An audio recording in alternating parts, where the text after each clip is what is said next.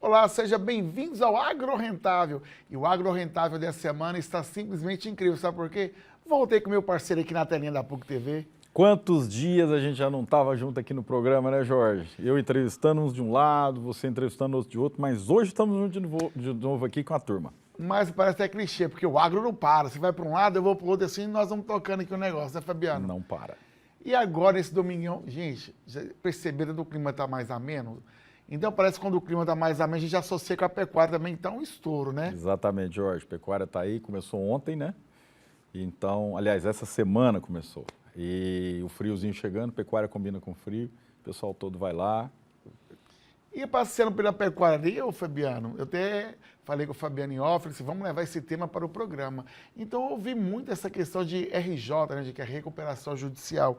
Então estão falando muito. Então eu não sei se mudou esse cenário econômico ultimamente, ou está em crise ou não, mas eu queria que você explicasse para os agropecuaristas nos assistindo, quem está nos acompanhando aqui pela PUC TV, o que mudou nesse cenário econômico? Se fala-se muito de RJ hoje, e eu sei que você, em off a gente conversando, você falou da extrajudicial também, que é possível, né? Exato. Jorge, vamos dividir nas causas e nos efeitos, tá?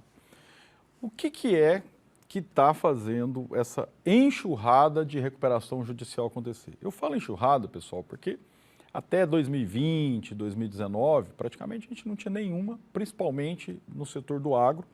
É lógico, a lei mudou, possibilitou a fazer.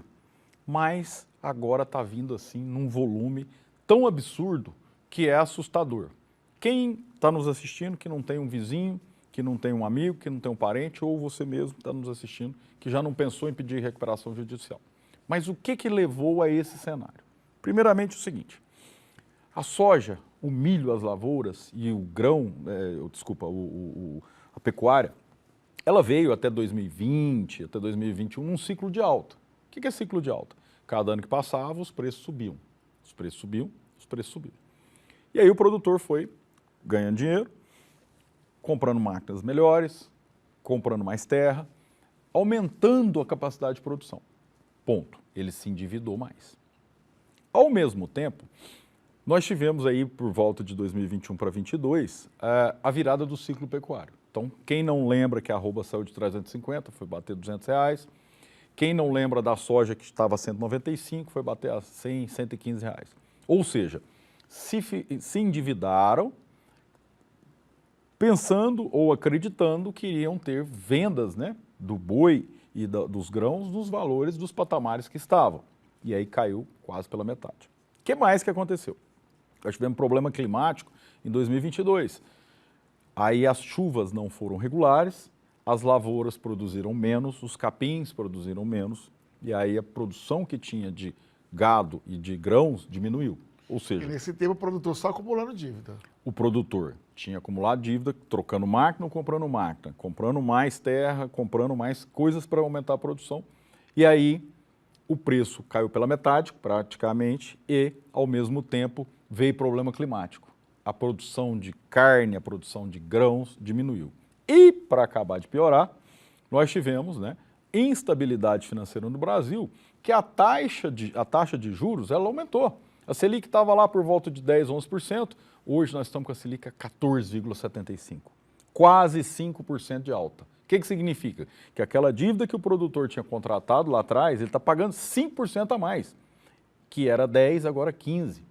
Ou seja, a dívida dele aumentou 50%. Imagina o seguinte, você financia seu carro, você financia sua casa, sua fazenda, qualquer coisa que você queira. E aí você faz um orçamento lá de pagar R$1.000 de parcela. E agora você tem que pagar R$1.500 de parcela. É muita coisa que aconteceu ao mesmo tempo. E aí os produtores abriram o bico, Jorge.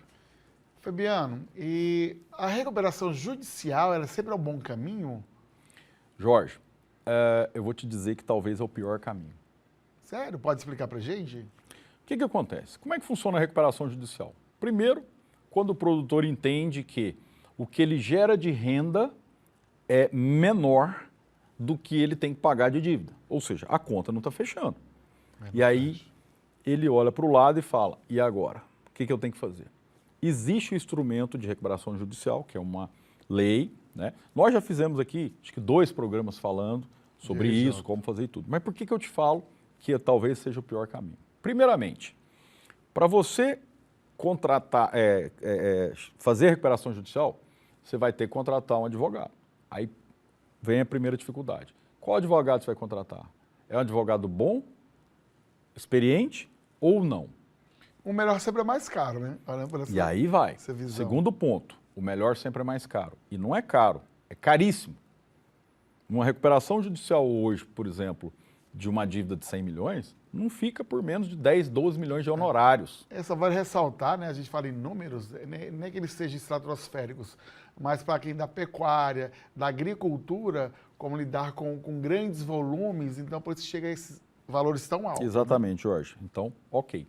Mas não é porque contratou advogado que seus problemas estão resolvidos. Eles só começaram. Olha só, você vai ter que fazer um plano e dar entrada na justiça. Aí o juiz vai ter que aprovar. Se ele não aprovar, você já está enrolado de saída. Se o juiz aprovar, depois você vai para uma assembleia. Essa assembleia, ela vai ser votada. E quem vai votar? Seus credores. Ou seja, as pessoas que você deve vai votar para ver se aquele plano de recuperação é bom ou não. Aí começa a confusão. O que mais que é um problema seríssimo? Ele já ficou para trás, né? Que se ele perder, ele tem as custas honorárias para pagar, né? Exatamente. As custas vai pagar de todo jeito, né? O problema seríssimo que começa aí é o seguinte: o seu crédito acabou.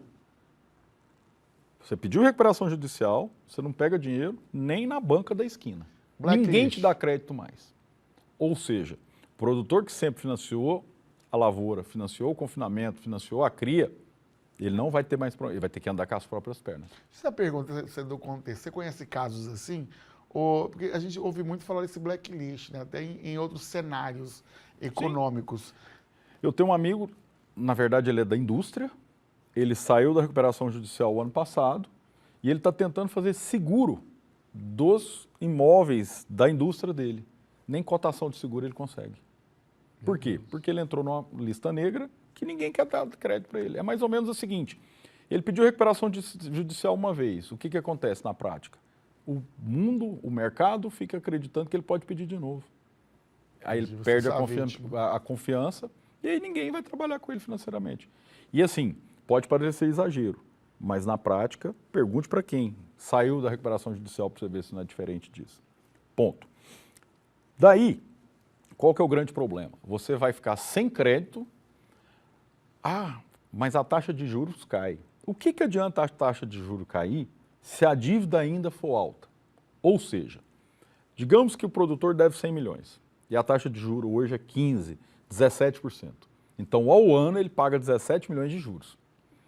Se ele está pedindo recuperação judicial, é porque a capacidade dele de geração de caixa ela está pequena. Ou seja, ele está pagando 17 milhões ao ano de juros, de repente com a produção que vai sobrar para ele 10, 12 milhões. Se der tudo certo também, né? A conta não fecha. 17 milhões de juros que ele está pagando contra 12, 13 que ele gera renda, vai faltar todo ano 5 milhões. Então a conta não fecha. Jorge, os juros vão baixar, mas se baixar e a geração de recurso dele não tiver compatível, a conta vai continuar não fechando. Não, então eu vou aumentar minha produção. Como é que você vai aumentar a sua produção se você não tem dinheiro no mercado? Eita, é complicado, complica. Você viu? Eu acho que assim, a gente pode até esticar um pouco mais o assunto, se você me permitir.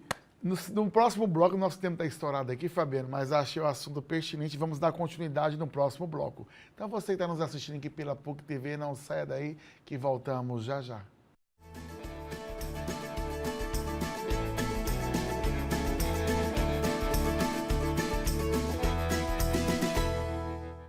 O confinamento Pontal cresce com o agro brasileiro. Com 3 unidades em operação, Itapirapuã, Mozarlândia e a recém-inaugurada Jaraguá, confinamos mais de 45 mil animais por ano. com estrutura de ponta e gestão de alta performance. Seja nosso parceiro e transforme sua produção com zero desembolso imediato e trava no mercado futuro. Aqui, seu gado é bem cuidado e seu capital também. Com o fundo de investimento próprio, você antecipa seus recebíveis com segurança. Todas as despesas, alimentação, frete, sanidade, são descontadas no abate. Mais tranquilidade, mais resultado. Acompanhamento nutricional, bem-estar animal e maior desfrute por hectare. Tudo pensado para aumentar o faturamento da sua fazenda com precisão técnica e excelência operacional. Confinamento Pontal. Parceria, confiança e resultado. Do campo ao consumidor, com preferência na escala de abate e rastreabilidade completa.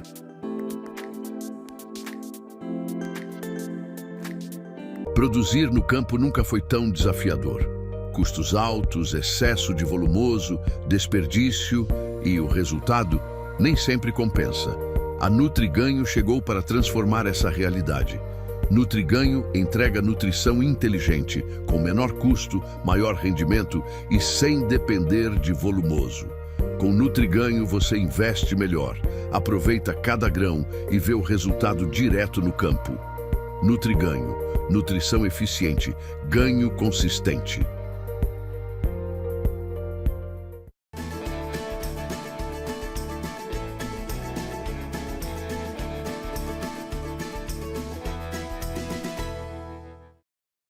Já estamos de volta. Eu com meu cafezinho aqui, como o Fabiano diz, meu café abelha, né, Fabiano? Café abelha, pessoal, é o café cheio de açúcar. É o café mel. E dando continuidade aqui ao assunto, eu queria que você finalizasse esse assunto do extrajudicial e já emendasse a outra forma, o extrajudicial, né? Tá, na verdade, a gente estava falando da recuperação judicial. E eu estava dizendo para você, Jorge, dos problemas. Então, eu estava citando que, mesmo que você tenha sua dívida congelada, os juros baixados, não adianta se você não tiver capacidade de pagamento. E para ter capacidade de pagamento, muitas vezes você vai ter que ter recurso, e esse recurso você está com as portas fechadas no mercado. O outro problema é o seguinte, pessoal. A onda desenfreada de recuperações judiciais fizeram os bancos entrar em alerta. E aí está existindo um movimento que os bancos estão indo para cima dentro da lei e brigando ferrenhamente. Eles não estão quietinhos esperando a coisa acontecer. Então, tem vários casos de produtores rurais que pediram recuperação judicial, mas tiveram as fazendas consolidadas já, perderam as fazendas. Por quê? Porque existem situações na lei onde não é porque pediu de recuperação judicial que está tudo resolvido. Não é bem assim. Apesar de que muitos produtores rurais, muitas vezes, escutam que é, mas não é, tá? Você falou assim... A lei é aplicada, né? Exatamente. Você falou de um caso, você tinha me perguntado no bloco anterior. Fabiano, você viu casos assim, que o pessoal entra na blacklist? Sim. E mais além disso, caso concreto, um amigo meu, produtor, pediu recuperação judicial, pagou 2 milhões de honorários. A dívida dele na época, isso nós estamos falando de 12 anos atrás, não era do agro, mas não era pecuarista, era CNPJ, uma empresa distribuidora. E aí o que aconteceu com ele? A dívida era 3 milhões, ele pagou 2 milhões de honorários, já pagou quase 10 milhões de dívida, ainda deve 10 milhões e perdeu todo o patrimônio que tinha. Ah, mas o advogado não era bom? Não, ele contratou um dos melhores. A dívida de 2 milhões, né, gente? E tem qual o caminho, o outro caminho que ele pode ter aí para sanar esse problema? Jorge, o que acontece? A melhor forma de você resolver seus problemas é uma conversa e uma boa negociação. Então, o que aconteceu? Eu passei a entender essa situação e passei a ajudar alguns produtores. Tá? Nós já estamos indo para o terceiro caso de sucesso, aonde, o que nós fizemos? Primeira coisa foi fazer um diagnóstico da fazenda. Qual era o tamanho da dívida? Qual era o tamanho da capacidade de geração de caixa? Ou seja, quanto que esse produtor fazia de dinheiro no final do ano? E aí a gente colocou numa balança, ou seja, a dívida dele estava aqui, a quantidade de recurso que ele tinha, né, anualmente era aqui, a conta não fechava. Né? Primeira coisa, o que você tem que você pode desalavancar?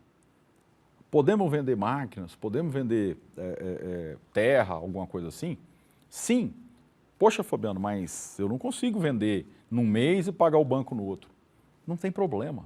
os bancos estão totalmente abertos para uma negociação, que é o segundo passo do trabalho. Ou seja, sentar com todos os bancos e aí eu falo para vocês assim, sem medo nenhum, todos eles, sem exceção, estão com as portas totalmente abertas para fazer as negociações que são necessárias, desde que o plano de recuperação extrajudicial ou de reestruturação seja feito por uma empresa, né, uma consultoria competente, que leve confiança para os bancos. Então você pode pegar a mesma carência de uma recuperação judicial, você pode negociar as taxas de juros, você pode negociar várias coisas e os bancos estão abertos. Pelo contrário, Jorge, hoje sabe o que está acontecendo? Eu estou sendo chamado por alguns bancos para atender os clientes deles. Para quê? Para fazer a reestruturação da dívida. Mas é aquilo que você falou, né? Existe esse aval, vamos falar isso, né? Tem esse aval para que o banco não descapitalize, não perca aquela dívida. Porém, você desenvolver esse mecanismo para que a pessoa consiga se resgatar, né? Ele mesmo sem poder pagar 2 milhões de reais. Ô Jorge, você já viu algum caso na história da humanidade que a briga foi boa para alguém? Nunca. Entendeu? Uma briga nunca é boa. Então, é muito melhor um acordo médio do que uma boa briga. A boa briga ninguém ganha. Ninguém ganha. Aliás, alguém ganha. Mas não é o produtor e não é o banco. Bom, terceira fase é o seguinte. Analisando o tamanho da dívida, analisando o tamanho da geração de caixa, a gente vai entender qual que é a capacidade de pagamento. Dito isso, a gente vai para os bancos e renegocia. Olha, eu preciso de carência X, eu preciso de carência Y, eu preciso de melhorar a taxa na seguinte situação. E se esse plano for bem estruturado por uma empresa séria e competente, os bancos vão aceitarem. Uma vez aceito, a gente já equilibrou a situação, ou seja, o produtor saiu daquele momento que ele estava já com a parcela atrasada ou com a parcela a vencer e voltou à normalidade. Ele pode fazer o quê? Continuar produzindo. Bom, o que nós vamos fazer nesse momento aí? Nós vamos analisar dentro da fazenda dele, de uma parte aí já não mais técnica, contábil, jurídica, mas de uma parte zootécnica, agronômica. O que pode ser melhorado lá dentro? Eu posso transformar, por exemplo, minha cria em uma recria e engorda para melhorar o meu caixa? Eu posso trocar essa lavoura dessa cultura por uma outra? E aí nós vamos fazer um diagnóstico para tentar mostrar para o produtor ou para levar o produtor a fazer mais renda dentro da própria fazenda dele. E aí os bancos, Jorge, vão estar abertos para dar mais crédito, diferente da recuperação judicial.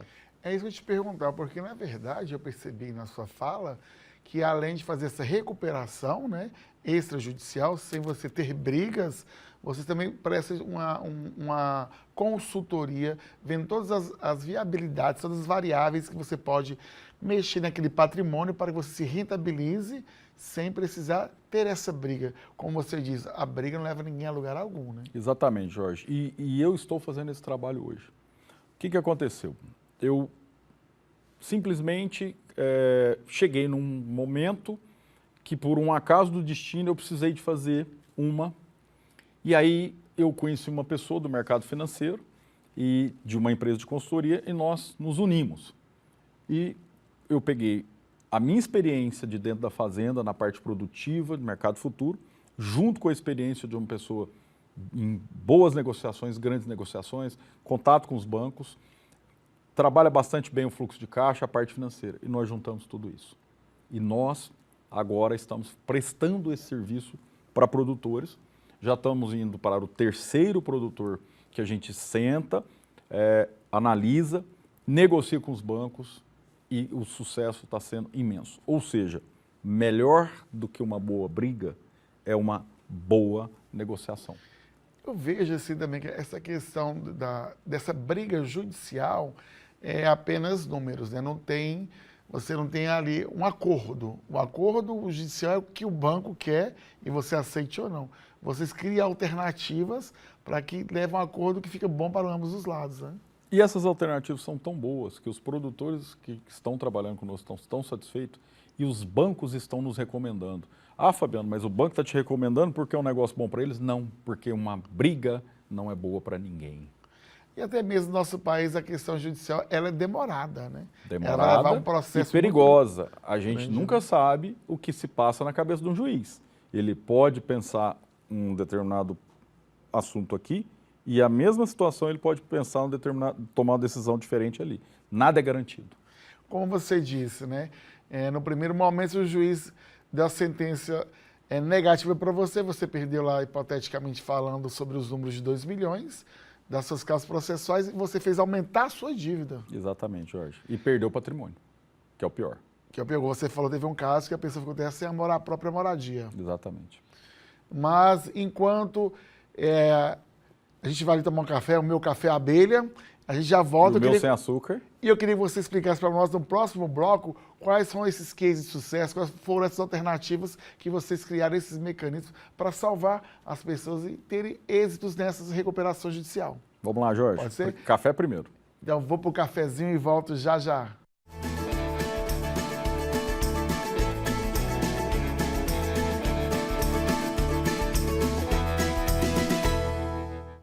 O confinamento Pontal cresce com o agro brasileiro.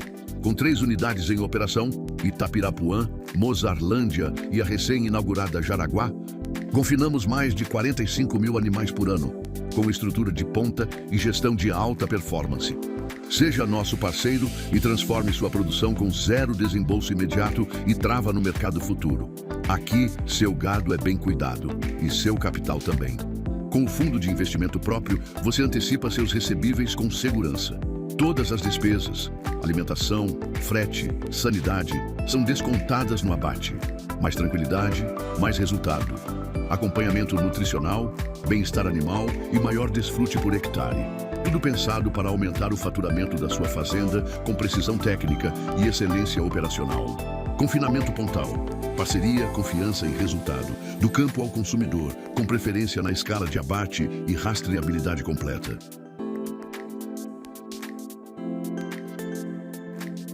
Produzir no campo nunca foi tão desafiador. Custos altos, excesso de volumoso, desperdício e o resultado nem sempre compensa. A Nutriganho chegou para transformar essa realidade. Nutriganho entrega nutrição inteligente, com menor custo, maior rendimento e sem depender de volumoso. Com Nutriganho você investe melhor, aproveita cada grão e vê o resultado direto no campo. Nutriganho, nutrição eficiente, ganho consistente.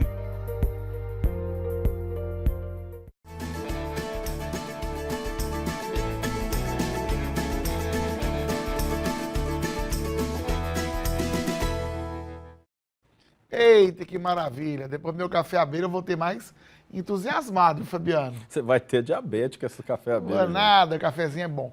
E voltando ao assunto aí que eu estava falando, né, do comercial com você, eu falei sobre o seu case de sucesso e tá tendo uma resposta positiva, como é que tá assim esse posicionamento dos bancos? Tá bem bacana isso? Muito legal, Jorge. Nós estamos com as portas abertas em todos os bancos. A gente tem sido procurado pela diretoria dos principais bancos no Brasil para ajudar os produtores e está todo mundo satisfeito com os resultados. E mais do que isso, não é só reestruturar a dívida, não é só fazer a capacidade de pagamento, é melhorar o resultado de dentro da fazenda. Isso tudo faz parte desse trabalho.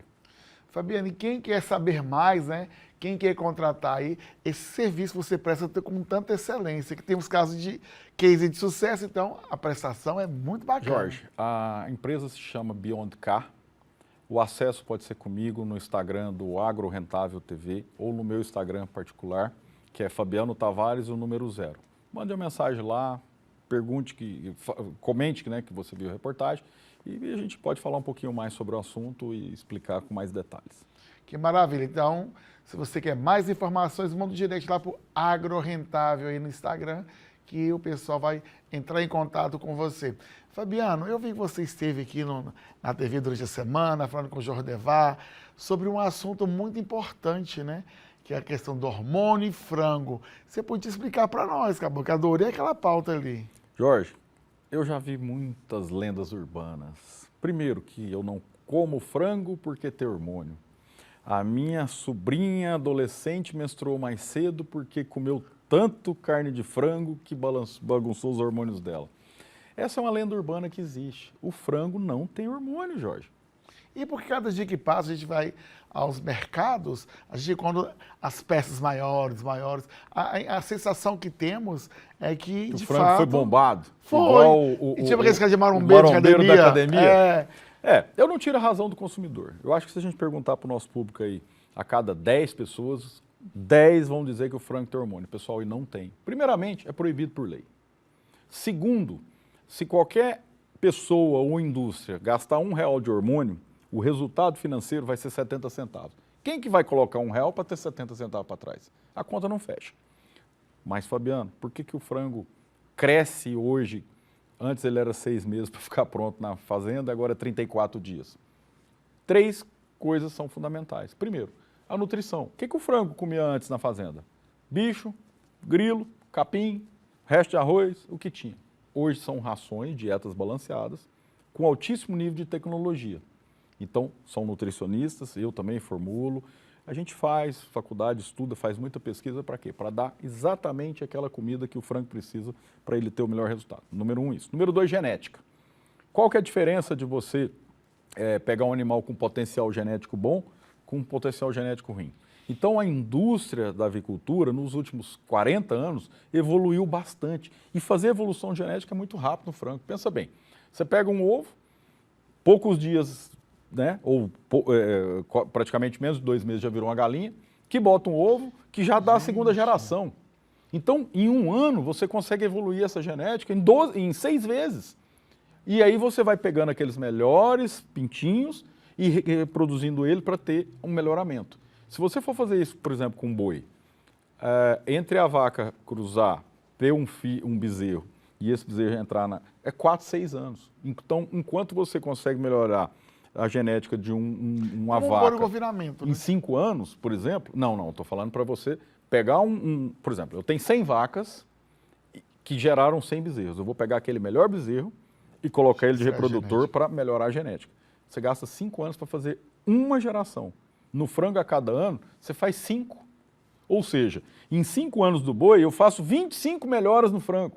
Imagina o que foi feito em 40 anos. Então, o frango de hoje, ele é muito melhor geneticamente que o frango caipira. Sério? E o frango de 40 anos atrás. Terceiro ponto, manejo.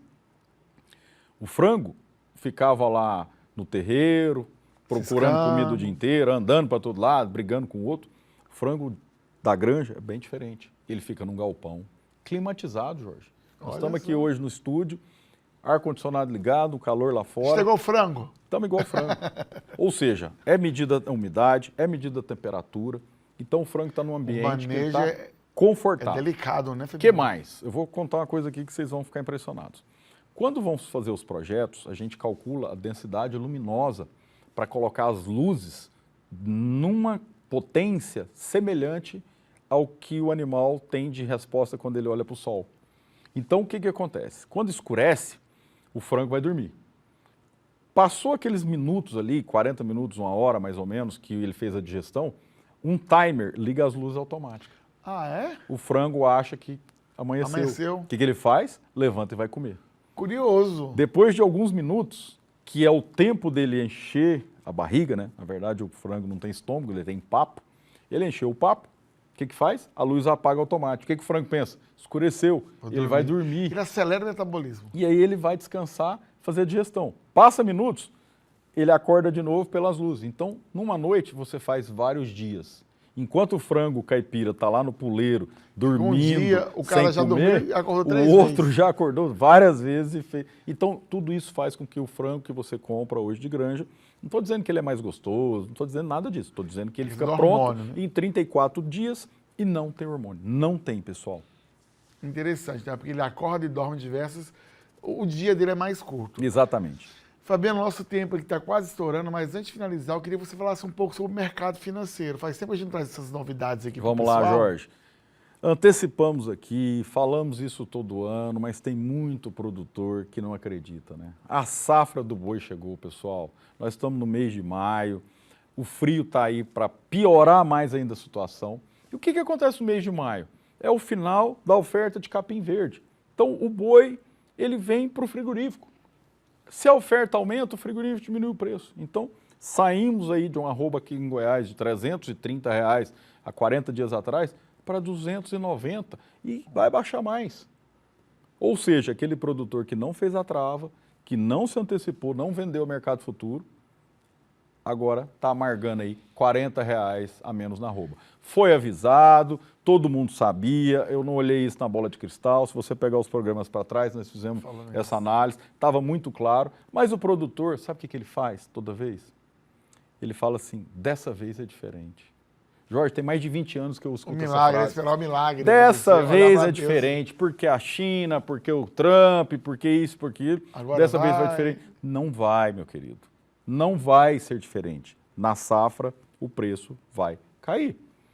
Eu lembro, né, no mês passado estive lá no confinamento Pontal durante os cursos e eu vi a importância que é travar e o mercado futuro. E eu até falo para você que está nos assistindo também, que logo aí a gente vai fazer uma série de palestras com o Fabiano e você que está interessado nessas expertises de mercado, fica antenado e vê muita novidade ainda. Fabiano, eu lembro bem, no programa passado passou, que eu colhi alguns depoimentos. Sim. E os pecuaristas estavam muito satisfeitos com os resultados no qual ele obteve depois que passou pelos cursos de expertises que vocês apresentaram. Quem quiser mais informações, é só entrar no Instagram, @PNM Trading, que é o trading, né? Aliás, não tem .com, que não é site. É só entrar no Instagram, ou no Instagram do Agro Rentável, que vai ter o link lá, você clica e vai lá pegar mais informações sobre como vender o seu boi antecipadamente para o preço não cair. E saindo um pouco do boi, o que o mercado financeiro está propício a acontecer? Que você é um cara de visão futura. Vamos falar do milho. Então manda lá. Olha só. O Brasil teve bastante estresse e agora recentemente nós tivemos estresse mundial com a guerra comercial Estados Unidos e China. O que aconteceu com o dólar? Bateu 6,40.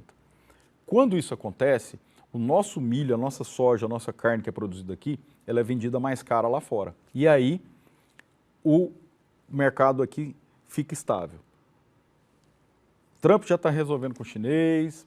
As notícias do Brasil aqui não estão tão ruins em maio. Estou dizendo que está bom, mas parar de ter notícias ruins. E o dólar está em ritmo de queda. Hoje nós já estamos com um dólar de 5,70, com destino a 5,40. Não estou dizendo que vai, mas ele tem tendência aí. Quanto mais baixo o dólar fica, mais barato vão ficar as nossas coisas aqui, porque para exportar fica mais barato. Então, pessoal, já acabei de dizer que o boi já caiu e o milho está na mesma tendência. Ou seja, quem não vendeu o milho antecipado, não travou na bolsa, vai vender mais barato. E aí, daqui para frente, pode esperar mais uma queda aí de uns R$20 por saca. Maravilha. Fabiano, mais uma vez chegamos ao final do nosso programa. Que pena, Jorge. É que o Fabiano ele é enciclopédia, né? A gente pode falar aqui o dia inteiro que ele tem assunto para isso.